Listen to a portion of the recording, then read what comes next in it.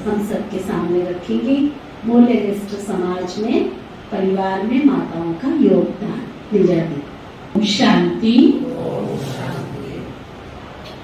आज पहले तो आप सभी को मदर्स डे की, मातृ दिवस की दिल से हार्दिक बधाई हो, बधाई हो, बधाई हो। मातृ शक्तियों को मेरा भी दिल से नमन स्वीकार करना। जैसा कि अभी दीदी बता रहे थे कि सृष्टि के रचयिता स्वयं परम पिता परमात्मा, जिसको हम सब भगवान कहते हैं, और उस भगवान की जब हम महिमा करते हैं तो उस महिमा में पहला शब्द आता है, तुम मात पिता हम बालक तेरे। जिस भगवान की महिमा का शब्द भी पहला क्या है? मां। सचमुच ये मां शब्द बहुत ही कल्याणकारी है। इसलिए परमात्मा शिव शब्द का अर्थ ही कल्याणकारी कहा गया। और आज के समाज में विशेष जो योगदान है, इस समाज को सुंदर बनाने में, इस संसार को स्वर्णिम बनाने में, घर परिवार में सुख और शांति लाने में, तो भी ऐसा ही समझा जाता है कि सबसे बड़ा योगदान मातृशक्ति का है।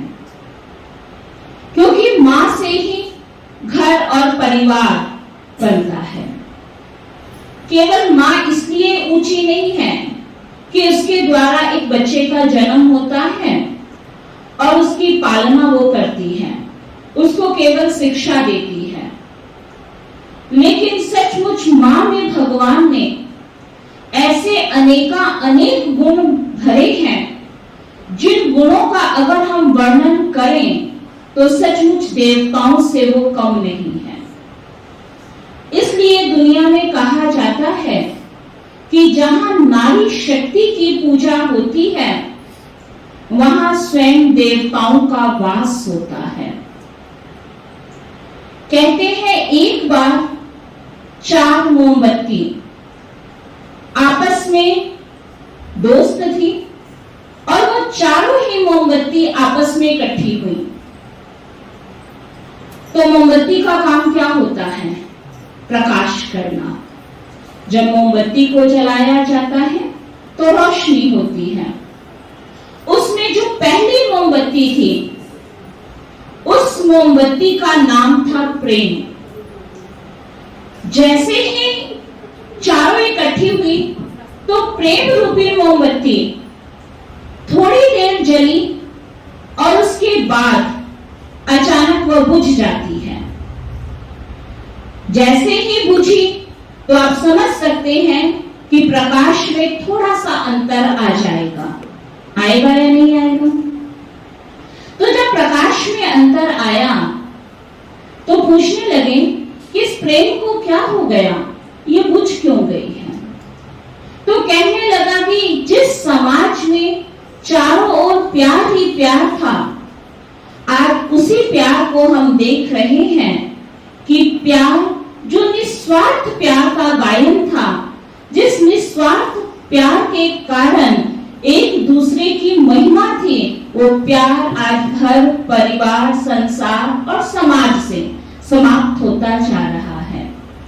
और उसमें भी निस्वार्थ प्यार का अगर हम वर्णन करें तो मां के प्यार से ज्यादा तुलना हम किसी की नहीं कर सकते हैं। दुनिया में कहा जाता है बच्चा कैसा भी क्यों ना हो, चाहे सपूत है या कपूत है, एक मां ही है जो उसके हर अवगुणों को जानते हुए भी, उसको स्वीकार करते हुए भी बिल्कुल निस्वार्थ प्यार अपने बच्चे से करती रहती है। शुभ भावना और शुभ कामना उसके लिए सदा ही मन में रखती है। लेकिन आज हम इस परिवर्तनशील युग में देख रहे हैं कि उस प्यार की परसेंटेज भी कम होती जा रही है। मां का बच्चे से जितना निस्वार्थ प्यार होना चाहिए, वो प्यार भी अभी नहीं रहा है। कोई योग्य है तो उससे बहुत अधिक प्यार, और अगर कोई योग्य नहीं है तो उससे कम भी प्यार होता है। तो प्रेम में भी फर्क आ गया, और ये प्रेम का गुण, ये प्रेम की शक्ति आज संसार से धीरे धीरे धीरे धीरे समाप्त होते जा रहे हैं, और इसी कारण उसके स्थान पे नफरत, द्वेष, घृणा, ईर्ष्या जैसे अनेक अवगुण हमारे घर और परिवार में आते जा रहे हैं। उसके बाद दूसरी मोमबत्ती, जिसका नाम था शांति। कुछ समय बाद देखा तो वो शांति रूपी मोमबत्ती भी बुझ जाती है। जब शांति रूपी मोमबत्ती बुझ गई तो प्रकाश और कम हो गया। कहने लगे कि जहां संसार में प्यार खत्म हो जाएगा तो शांति कहां से आएगी। जिसके जीवन में प्यार नहीं और वो इच्छा रखे सुख और शांति की, कभी भी जीवन में शांति आ नहीं सकती। आज घर घर में लड़ाई होने लगे, झगड़े होने लगे, और उसका इफेक्ट केवल हमारे बच्चों पे नहीं, लेकिन घर परिवार के हर सदस्य पे पड़ता जा रहा है। जिस नारी शक्ति के लिए कहा जाता था कि नारी स्वर्ग का द्वार है, नारी ही लक्ष्मी स्वरूपा है, नारी ही घर की देवी है, और आज हम देख रहे हैं कि धीरे धीरे गुणों की कमी होने के कारण, पतन होने के कारण हमारी शक्तियां क्षीण होने लग गई। शांति की जगह अशांति, नफरत जैसे अनेक विकार हमारे जीवन में आने लगे। और उसके बाद तीसरी मोमबत्ती, जिसका नाम था विश्वास। कुछ समय तक तो विश्वास रूपी मोमबत्ती भी जलती रही, लेकिन आखिर शांति के समाप्त होते ही, प्रेम के समाप्त होते ही विश्वास रूपी मोमबत्ती भी बुझ गई। अब बहुत अंधेरा हो चुका था। जब विश्वास रूपी मोमबत्ती बुझी तो ऐसा लगने लगा कि अब हमारे संसार समाज का क्या होगा। और उतने में एक 18 साल का बच्चा उस कमरे में प्रवेश होता है।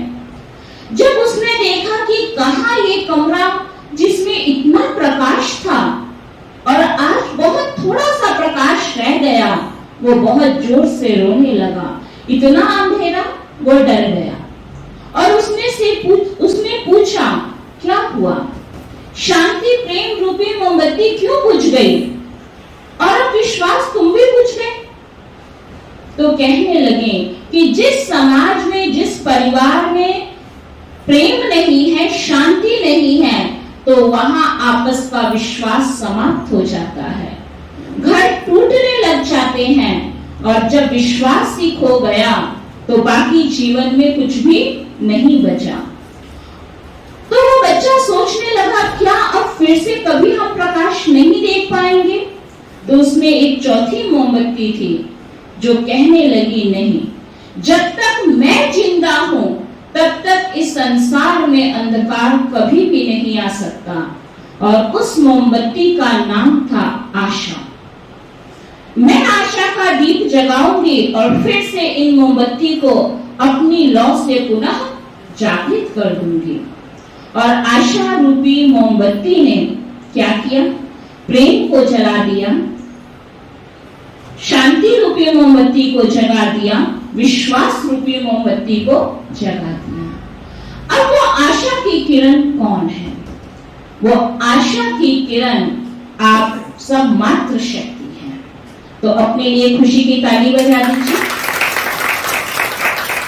भगवान जो सृष्टि का रचयिता जिसको कहा जाता है, जिसपे एक आत्मा विश्वास नहीं करती, एक परमात्मा शक्ति ही ऐसी शक्ति है जिससे हर आत्मा आश लगाती है कि कोई हमारी पुकार सुने या ना सुने, कोई हमारी मदद करे या ना करे, लेकिन भगवान सदा हमारी मदद करेगा, हमसे अनकंडीशंस प्यार करेगा।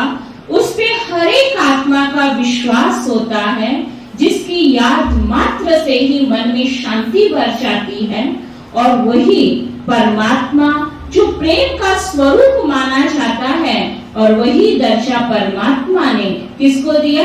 मातृ शक्ति को दिया। इसलिए माँ को ही दुर्गा का रूप माना गया, माँ को ही काली का रूप माना गया, माँ ही सरस्वती है, माँ ही अम्बा है, माँ ही भवानी है। पर्टिकुलर कोई एक देवी देवताओं की ये कहानी नहीं है।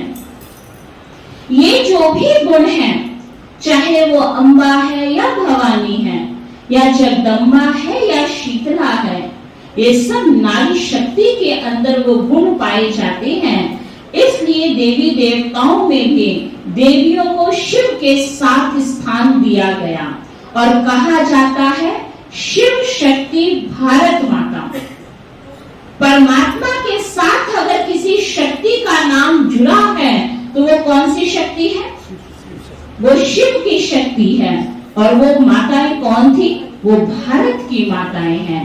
तो वो भारत की माताएं कौन हैं? आप सभी हैं ना? है ना? भगवान शिव के घर में आप सभी आए हैं। तो वो मातृ शक्ति भारत माता वो आप हैं। आपके अगर अंदर छुपे हुए गुणों का वर्णन करने लग जाएं, तो जिस प्रकार भगवान के लिए कहा जाता है कि उसकी महिमा में अगर सागर को शाही बना दिया जाए, पृथ्वी को कागज बना दिया जाए और जंगल के लकड़ियों को कलम बना के उसकी महिमा लिखना आरंभ कर दिया जाए तो भी नहीं लिख सकते हैं, ऐसे ही माँ का तो कोई मोल चुका ही नहीं सकता है। एक एक गुणों में मात्र शक्ति भरपूर होती है। किस किस गुणों का हम वर्णन करें, चाहे नम्रता देखें या सहनशीलता देखें, दया देखें या क्षमा भाव देखें, उपकार देखें या परोपकार देखें, माँ का दिल बहुत बहुत बहुत विशाल होता है। इसलिए मातृ शक्ति की महिमा स्वयं परमात्मा पिता ने भी वंदे मातरम के रूप में किया। भगवान हमेशा मातृ शक्ति की महिमा में कहते हैं वंदे मातरम। ऐसे आप जगत की माताएं हो और आपकी कीमत है आपके गुणों से। इसलिए बात ही चल रही थी कि मूल्यनिष्ठ समाज में हमारा क्या योगदान है। गुणों से जो भरपूर आत्माएं हैं उनका तो सबसे बड़ा योगदान है, क्योंकि नारी शक्ति के लिए कहा जाता है सबसे बड़ा उसके पास गुणों का जो खजाना है वो है उसका चरित्र, वो है उसके जीवन का कर्तव्य, वो है उसके जीवन के कर्म। इसलिए एक समय ऐसा था जब दुनिया में कहा जाता था कि धन गया तो कुछ भी नहीं गया, क्योंकि धन की कीमत क्या है? एक बार धन खत्म भी हो गया, मेहनत करके पुनः धन को कमाया जा सकता है। तो कहा जाता था धन गया तो कुछ नहीं गया, स्वास्थ्य गया तो कुछ गया, लेकिन अगर चरित्र ही खत्म हो जाए तो सब कुछ खत्म हो गया।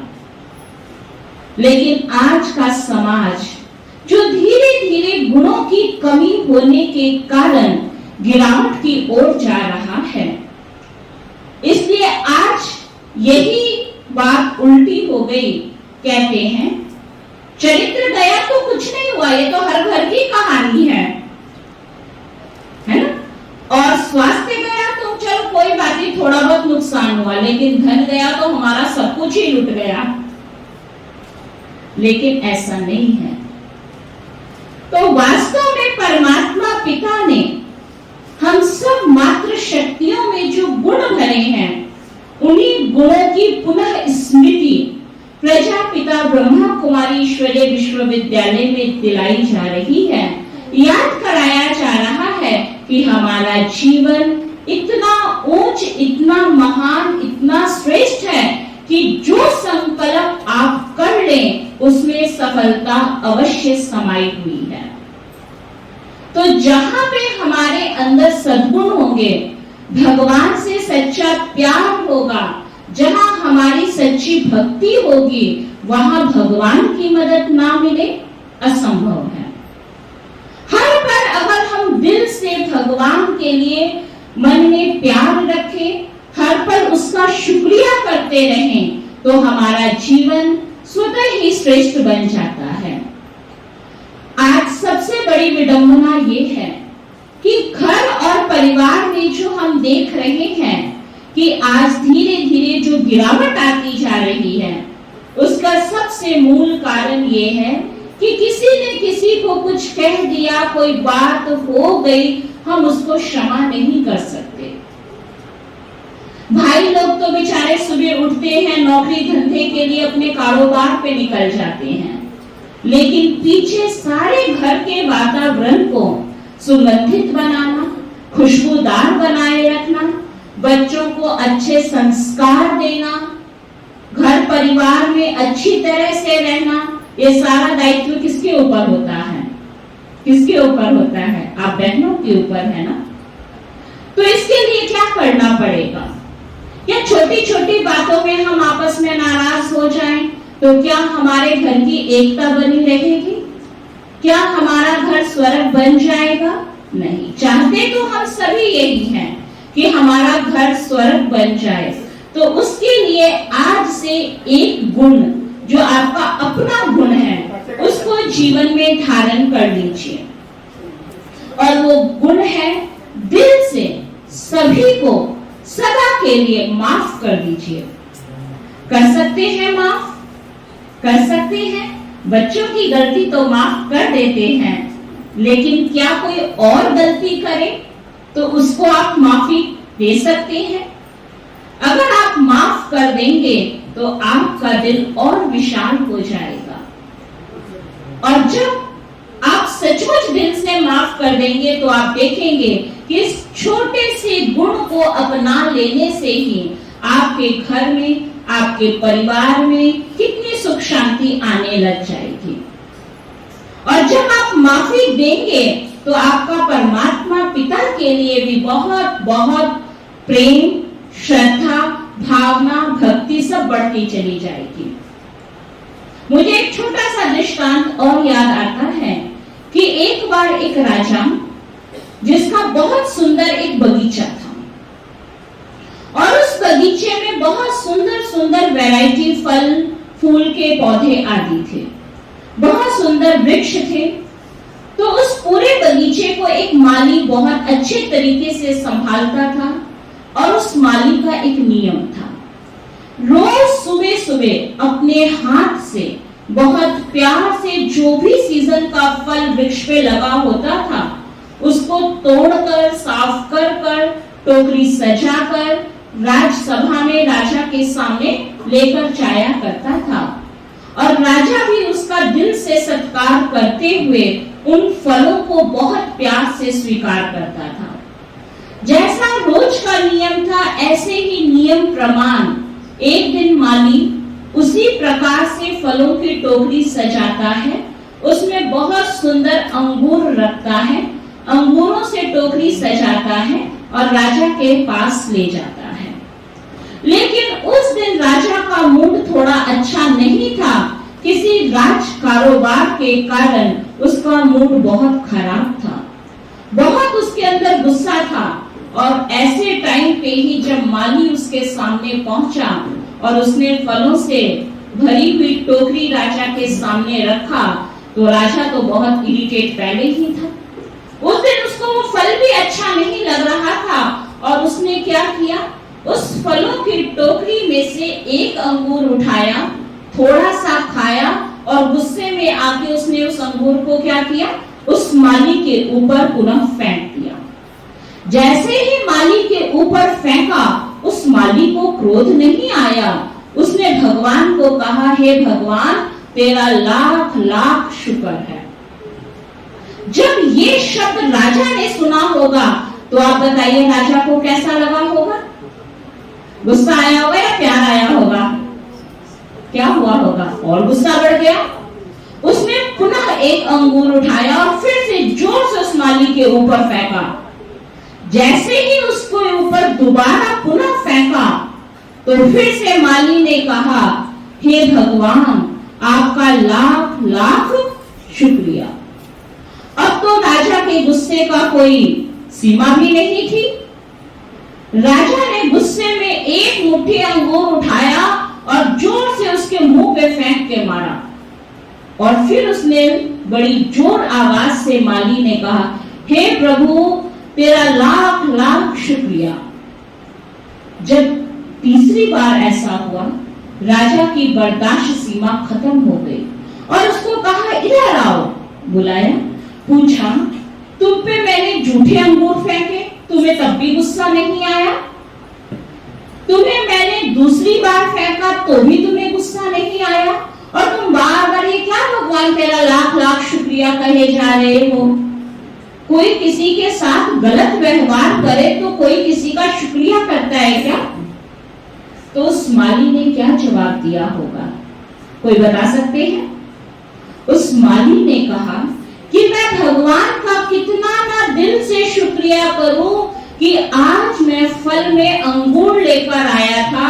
शुक्र है मैं नारियल नहीं तोड़ के ले आया था, नहीं तो मेरे चेहरे का क्या होता, सारा हुलिया ही बदल गया होता। भगवान ने मुझे मेरे पहले ही रक्षा कर दी। तो मीठी बहनों, जहां हमारे जीवन में शांति का गुण होगा, जहां हमारे जीवन में धीरज का गुण होगा, प्यार होगा, भगवान पे 100% विश्वास होगा, वहां आपकी जीत निश्चित है। आपकी हार कभी हो नहीं सकती। और यह गुण तो आप सबके अंदर पहले से ही है। बस थोड़ा सा इन गुणों की कमी हो जाने के कारण आज धीरे धीरे समाज गिरावट की ओर जा रहा है। अगर आप चाहें तो राजयोग के अभ्यास द्वारा, परमात्मा की सत्य पहचान के द्वारा पुनः इन गुणों को अपने जीवन में आप जागृत कर सकते हैं, क्योंकि हमें हमारी पहचान दिलाने वाला, खुद को खुदा से मिलाने वाला अगर कोई शक्ति है तो वो स्वयं परमात्म शक्ति ही है। तो प्रजापिता ब्रह्मा कुमारी ईश्वरीय विश्वविद्यालय में जो बारंबार आप सबको स्नेह भरा निमंत्रण देकर जो बुलाया जाता है और आपको एक ही संदेश दिया जा रहा है कि वो हमारा सच्चा माता पिता सृष्टि का पालन करता स्वयं इस सृष्टि पर आकर हम सबके जीवन को गुणवान सद्गुणों से भरपूर कर रहा है, हम उसको जाने, पहचाने और पहचान के उससे अपने खोए हुए जन्म सिद्ध अधिकार को प्राप्त करें। क्योंकि ये अधिकार जो आपका अपना अधिकार है, इसी अधिकार से आपका घर स्वर्ग बनेगा। जब आपका घर स्वर्ग बनेगा तो संसार में सुख शांति तो स्वतः ही आ जाएगी। आपके जीवन के परिवर्तन से आपके बच्चों में परिवर्तन आएगा, आपके घर के मेंबर्स परिवर्तन होंगे और एक एक नागरिक के परिवर्तन से ही ये सारा संसार, समाज, स्वर्ग, फिर से ये पूरा विश्व ही कुटुंबकम अर्थात स्वर्णिम संसार बन जाएगा। तो पुनः आज के इस मातृ दिवस पर फिर से दिल से आप सभी नारी शक्तियों का बहुत बहुत अभिनंदन है, स्वागत है, स्वागत है, स्वागत है। ओम शांति।